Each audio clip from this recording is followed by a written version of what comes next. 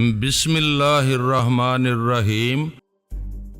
آپ نے ہی اپنے معدے کو اتنا آرام طلب بنا رکھا ہوگا۔ وہ گاڑی سے اتر کر انگڑائی لیتے ہوئے بولا، اپنا معدہ تو مزدور معدہ ہے، دن رات مشقت میں لگا رہتا ہے۔ ویسے یہ واقعی حیرت کی بات تھی کہ جتنا وہ کھاتا تھا اتنا بے ڈور اور صاحب توند نہیں تھا۔ میں نے نفی میں سار ہلاتے ہوئے کہا، میرا فی الحال اپنے معدے کو مشقت کرانے کا کوئی موڈ نہیں ہے، میں اب چلتا ہوں، آپ تیار رہیے گا، خدا حافظ۔ میں نے گاڑی آگے بڑھا دی۔ وہاں سے آفس آ کر میں نے سب سے پہلا کام یہی کیا کہ مینیجر کو ٹریول ایجنٹ سے رابطہ قائم کر کے شام کی کسی فلائٹ میں 2 سیٹیں بک کرانے کی ہدایت کی اور جلدی اس روز کا کچھ کام نپٹانے لگا۔ کیتھرین کو میں نے اگلے 2-3 روز کے لیے تمام ملاقاتیں منسوخ کرنے کی ہدایت کر دی تھی۔ ابھی میں نے زیادہ کام نہیں نپٹایا تھا کہ کیتھرین نے اطلاع دی، کوئی اکرام بیگ صاحب ملنے آئے ہیں، فارن منسٹر صاحب کے سیکیورٹی چیف ہیں۔ اوہ ہاں، انہیں اندر بھیج دو۔ میں نے زیر نظر فائل اٹھا کر ایک طرف رکھتے ہوئے کہا، جس وقت میں اور نذیر خان منسٹر صاحب سے ملنے کے لیے گئے تھے، اس وقت اکرام بیگ سیکیورٹی ہی کے انتظامات کے سلسلے میں کہیں گیا ہوا تھا۔ شاید منسٹر صاحب نے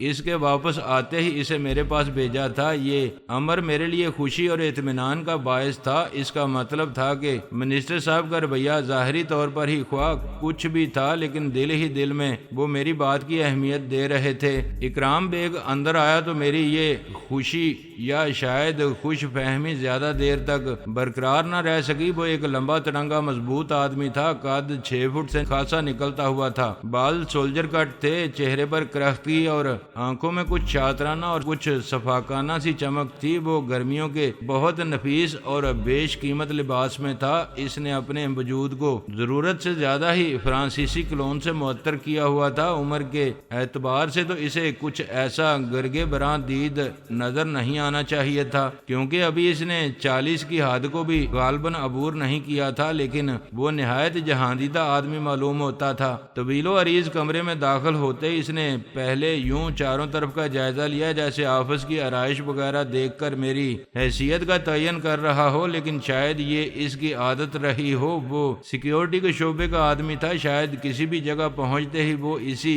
طرح اسے نظروں میں کنگالتا ہوگا۔ میں نے اٹھ کر اس کا استقبال کیا۔ ایک خاص فطرت کے آدمیوں کی طرح اس نے مجھ سے مصافحہ کرتے وقت مجھے اپنی مضبوطی اور طاقت کا احساس دلانے کی کوشش کی، لیکن میں نے بھی جواباً اسے احساس دلایا کہ اس کی یہ کوشش فضول ہے۔ شاید وہ بہت جلدی میں تھا۔ بیٹھتے ہی بلا تمہید بولا، منسٹر صاحب کے قتل کی سازش کی جو کہانی لے کر آپ ان کے پاس گئے تھے، میں جاننا چاہتا ہوں کہ اس میں آپ کی خبر کا ذریعہ کیا تھا۔ اس کے لہجے میں ملائمت یا خوش اخلاقی نہیں تھی۔ میں ایک ٹک اس کی طرف دیکھتا رہ گیا۔ میں نے ہلکی سی سرد مہری کے ساتھ کہا، کیا آپ کو منسٹر صاحب نے نہیں بتایا؟ یہ سوال انہوں نے بھی مجھ سے کیا تھا اور میں نے جس حد تک مناسب سمجھا تھا انہیں جواب دے دیا تھا۔ منسٹر صاحب کی بات چھوڑیے، وہ تو مرنجان مرنج اور وضعدار قسم کے آدمی ہیں، انہیں کیا معلوم کہ سیکیورٹی کے مسائل کس طرح طے کیے جاتے ہیں۔ وہ تو سب کچھ ہم پر چھوڑ کر مطمئن بیٹھے رہتے ہیں۔ میرے خیال میں تو وہ آپ سے زیادہ معاملہ فہم آدمی ہیں، میں نے چبھتے ہوئے لہجے میں کہا، اور مہذب و شائستہ بھی۔ میں پلک جھپکائے بغیر اس کی طرف دیکھ رہا تھا۔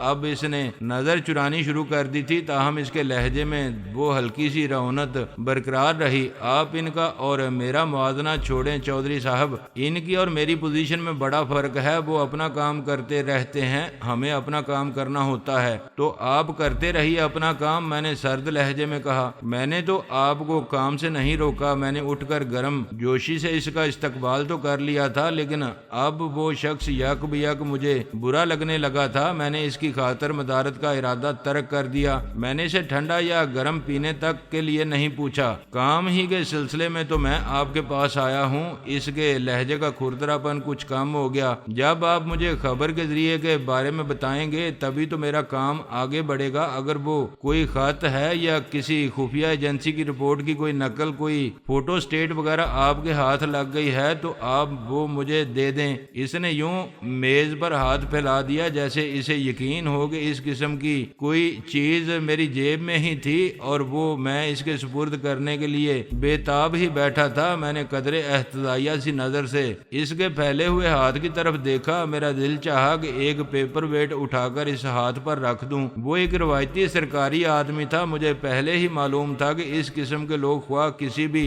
عہدے پر ہوں، وہ کسی معاملے کو نزاکت، نفاست اور خوبصورتی سے ہینڈل کرنا تو جانتے ہی نہیں۔ اسی لیے میں نے منسٹر صاحب کے اصرار کے باوجود ان کے سامنے بھی ریڈ ڈاٹ ہنی یا اس کے خط کے معاملے میں زبان نہیں کھولی تھی۔ مجھے اندیشہ تھا کہ سرکاری مشینری یا اس کا کوئی نہ کوئی کل پرزہ مجھے بھی مروا دے گا اور ہنی کو بھی۔ اکرام بیگ کا طرز عمل بتا رہا تھا کہ میرے اندیشے درست ہی تھے، تاہم میں نے حتی الامکان تحمل سے کہا، مجھے افسوس ہے کہ میں اس قسم کی کوئی چیز آپ کی خدمت میں پیش نہیں کر سکتا۔ وہ اطلاع ٹیلی فون پر آئی تھی اور میرے ٹیلی فون کے ساتھ ریکارڈنگ سسٹم منسلک نہیں ہے۔ کس نے اطلاع دی تھی؟ اس نے ہاتھ واپس کھینچ لیا۔ یہ تو مجھے نہیں معلوم، میں نے سادگی سے کہا۔ اس کے چہرے پر ہلکی سی سرخی آ گئی۔ وہ گویا اپنے جذبات کی جارحیت کو دباتے ہوئے گھٹے گھٹے سے لہجے میں بولا، چودھری صاحب کیا آپ مجھے بچہ سمجھ کر مجھ سے مذاق کر رہے ہیں؟ ہرگز نہیں، میں نے نہایت خلوص سے کہا۔ میرا تجربہ تھا کہ بعض اوقات کسی پر تند کرنے، اس کی توہین کرنے یا اس کا مضحکہ اڑانے کی نسبت سادگی سے اس کے سوالوں کا جواب دینا اور اس کے سامنے بالکل انجان اور معصوم بننے کی کوشش کرنا اس کے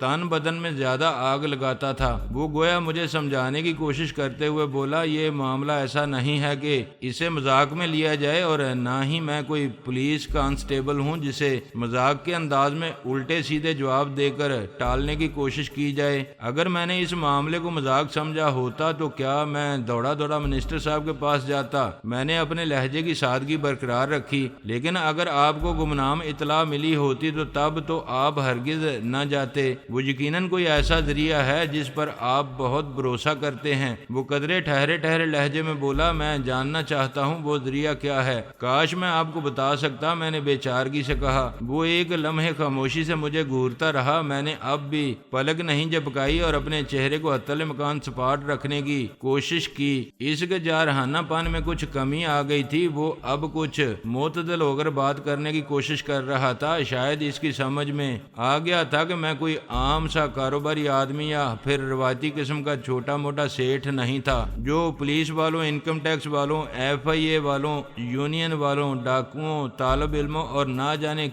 کن لوگوں سے ڈرتا ہے۔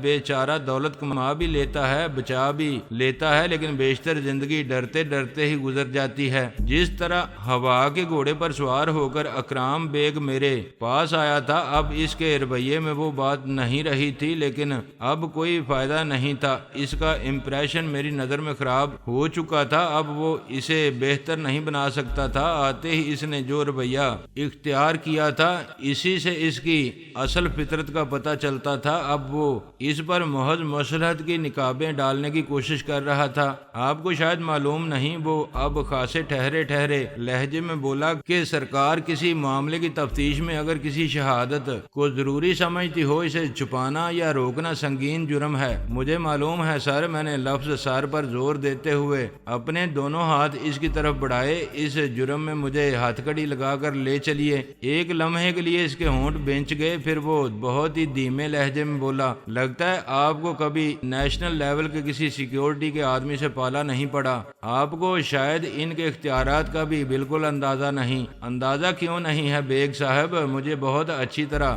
معلوم ہے اس ملک میں صرف شریف شہریوں کے پاس کوئی اختیار نہیں ہے، باقی سب کے پاس اختیارات ہی اختیارات ہیں۔ اول سرکاری اہلکاروں کے اختیارات کا تو کہنا ہی کیا۔ میں نے اپنے لہجے سے وہ زہر جھلکنے نہیں دیا جس کی تلخی ایک بار پھر میرے دل میں پھیل رہی تھی، تو گویا میں سمجھ لوں کہ آپ مجھ سے تعاون کرنے کے لیے بالکل تیار نہیں ہیں۔ اس نے گہری سانس لے کر کرسی کے پشتے سے ٹیک لگا لیا۔ میں نے تو اپنے آپ کو سرتاپا آپ کی خدمت میں پیش کر دیا ہے، اس سے زیادہ تعاون کیا ہو سکتا ہے؟ آپ ہی بتائیے، میں نے انکساری سے کہا۔ آپ بہت پہنچی ہوئی چیز لگتے ہیں چودھری صاحب، مجھے حیرت ہے اب تک کہاں چھپے ہوئے تھے؟ آپ کو تو اب تک کسی نہ کسی ایجنسی کی نظر میں ہونا چاہیے تھا۔ وہ پرخیال انداز میں سر ہلاتے ہوئے بولا، لگتا ہے مجھے کسی نہ کسی ایجنسی کو آپ کے کے بارے میں تحقیقات کی ہدایت کرنی پڑے گی۔ بس جی یہ میری نالائکی ہے کہ آج تک کسی ایجنسی کی نظر میں کوئی مقام کوئی اہمیت حاصل نہیں کر سکا۔ اب آپ آ گئے ہیں تو آثار بتاتے ہیں کہ اس فدوی کے آگے پیچھے ایجنسیاں ہی ایجنسیاں ہوں گی۔ پھر ایک لمحے کے توقف کے بعد میں نے معصومیت سے کہا، مجھے پتہ تو نہیں چلا لیکن یقین سا ہو رہا ہے کہ اس وقت ضرور مجھے کسی پاگل کتے نے کاٹا تھا جب میں اپنی بےہودہ سی کہانی لے کر منسٹر صاحب کے پاس چلا گیا تھا۔ شاید ایسے ہی موقعوں کے لیے وہ محاورہ ایجاد ہوا ہے، آ بیل مجھے مار، آپ یہی سمجھ لیں۔ لیکن ابھی تو بیل نے آپ کو مارا نہیں، وہ بولا، ابھی تو بیل نے آپ کی طرف صرف رخ کیا ہے۔ ارے نہیں صاحب، بیل نے ہماری طرف نہیں، ہم نے خود ہی بیل کی طرف رخ کر لیا تھا۔ زندگی میں یہ اس قسم کی پہلی غلطی تھی، آئندہ نہیں کریں گے، میں نے اسے یقین دلایا اور فون کی طرف ہاتھ بڑھایا۔ کسے فون کرنے لگے ہیں آپ؟ اس نے پیشانی پر بال ڈالتے ہوئے پوچھا۔ حفیظ صاحب کو، میں نے جواب دیا۔ وہ اس وقت آپ کو نہیں ملیں گے، گورنر صاحب کے ساتھ کھانا کھا رہے ہیں، اس نے بتایا۔ کیا کہنا تھا آپ کو ان سے؟ یہی کہ صاحب ہم آپ کی محبت میں دوڑے دوڑے آپ کے پاس آ گئے تھے، ہم سے غلطی ہوئی، ہم اپنی محبت واپس لے لیتے ہیں، میں نے جواب دیا۔ اگر آپ کو میری پوچھ گچھ گراں گزر رہی ہے تو اس سلسلے میں ان سے بات کرنے کا کوئی فائدہ نہیں ہوگا۔ سیکیورٹی چیف کی حیثیت سے مجھے پورے اختیارات حاصل ہیں کہ میں جو کچھ ضروری سمجھوں وہ کروں۔ وہ اب بھی بظاہر رکھائی سے بات کر رہا تھا لیکن در حقیقت اس کے لہجے میں تبدیلی آ چکی تھی۔ یہ سمجھنا دشوار نہیں تھا کہ منسٹر صاحب نے در حقیقت اسے صرف صورتحال سے آگاہ کیا تھا جو ان کے لیے واقعی ضروری تھا، لیکن اکرام بیگ کا میرے پاس آنا اور اس طرح کا طرز عمل اختیار کرنا خالصتاً اس کا اپنا فعل تھا جس میں شاید اس کی اپنی کوئی مصلحت تھی۔ وہ نہیں چاہتا تھا کہ میں منسٹر صاحب کو اس معاملے سے آگاہ کروں۔ میں نے بھی فی الحال اس پر زور نہیں دیا اور انہیں فون کرنے کا ارادہ ملتوی کر دیا۔ کراچی سے شفیع شاہ کی فون پر اکرام بیگ سے خاصی دیر بعد چیت رہی تھی اور شفیع نے اس کے بارے میں یہی رائے دی تھی کہ وہ اچھا آدمی ہے۔ شفیع شاہ عمر میں مجھ سے بڑا نہیں تھا لیکن انسانوں کو پرکھنے کا تجربہ اسے مجھ سے زیادہ تھا۔ میں کسی بھی شخص کے بارے میں اس کی رائے کو بڑا وزن دیتا تھا، خواہ شفیع شاہ کی اس سے محض ایک آدھ ملاقات ہوئی ہو یا اس نے مذکورہ شخص سے صرف فون پر ہی بات کی ہو۔ لیکن اکرام بیگ کے بارے میں نہ جانے کیوں میری رائے اس کی رائے سے مل نہیں پائی تھی۔ اس کی وجہ یقیناً خود اکرام بیگ ہی تھا۔ شفیع شاہ سے بات چیت کرنے تک شاید حالات کچھ اور تھے، اس لیے اکرام بیگ کا انداز گفتگو بھی کچھ اور رہا ہوگا۔ منسٹر صاحب سے میری ملاقات کے بعد بات کچھ اور ہو گئی تھی، شاید اس لیے اکرام بیگ میں بھی کوئی تبدیلی آ گئی تھی، تاہم میرے بارے میں شاید اس کے اندازے غلط ثابت ہوئے۔ وہ اب پلٹا سا کھاتے ہوئے ملائمت سے بولا، آپ کو میری باتوں سے ناراض نہیں ہونا چاہیے چودھری صاحب، آپ کو اندازہ نہیں ہے کہ ہماری ذمہ داریاں کتنی نازک ہوتی ہیں۔ ہمیں اسی طرح مختلف موقعوں پر مختلف طریقے اختیار کر کے لوگوں کو کھنگالنا پڑتا ہے۔ ہم ان کی اصلیت کو سمجھنے کی کوشش کرتے ہیں۔ اس کی بات میرے حلق سے نہیں اتر رہی تھی لیکن فی الحال میں نے اسے قبول کر لیا، تاہم میں نے اپنے رویے میں کوئی خاص تبدیلی آنے نہیں دی۔ میرے خیال میں ابھی خوش خلقی کا مظاہرہ کرنے کی کوئی ضرورت نہیں تھی۔ میں بدستور سپاٹ سے انداز میں اس کی طرف دیکھتا رہا۔ جس کرسی پر وہ بیٹھا تھا وہ مخملی گدیلی اور نہایت آرام دہ تھی، لیکن یہ اندازہ کرنا مشکل نہیں تھا کہ وہ کچھ زیادہ آرام سے نہیں بیٹھا تھا۔ اس کی وجہ سمجھنا بھی میرے لیے دشوار نہیں تھا۔ اس کی ڈھیلی ڈالی قمیض تلے دونوں پہلوؤں میں چوڑی بیلٹ کے ساتھ 2 ہولسٹر لگے ہوئے تھے جن میں غالباً لوڈڈ ریوالور موجود تھے۔ وہ خاصی حد تک دوستانہ سے لہجے میں بولا، مجھے اس پر حیرت ضرور ہے کہ منسٹر صاحب نے آپ کی کہانی پر یقین کر لیا، حالانکہ آپ سے ان کی یہ پہلی ملاقات تھی اور آپ نے اپنی بات کا کوئی ثبوت بھی پیش نہیں کیا تھا۔ مسٹر بیگ، میں نے بوجھل سے لہجے میں کہا، یہی تو المیہ ہے کہ ہمارے ہاں جرم وقوع پذیر بھی ہو جاتا ہے، مجرم فرار بھی ہو جاتا ہے اور ہم بیٹھے ثبوت کو ہی روتے رہتے ہیں، ثبوت کی تلاش میں ادھر ادھر دوڑتے رہتے ہیں، بلکہ بعض اوقات تو مجرم بھی سامنے موجود ہوتا ہے اور ثبوت بھی اس کے باوجود کچھ نہیں ہوتا۔ جبکہ میں ایک ایسے معاشرے کے خواب دیکھتا ہوں جس میں جرم کو وقوع پذیر ہونے سے پہلے ہی روکا جا سکے۔ لاشوں پر بیٹھ کر بیانات قلم قلم بند کرنے کا کوئی فائدہ نہیں ہے بیگ صاحب، اور یہ بات میں صرف وزیروں، سفیروں اور بڑی شخصیتوں ہی کے لیے نہیں کہہ رہا، تنگو تاریک گلی کوچوں میں کیڑے مکوڑوں کی طرح مارے جانے والے مفلوق الحال اور بے رسوخ لوگوں کے بارے میں بھی کہہ رہا ہوں۔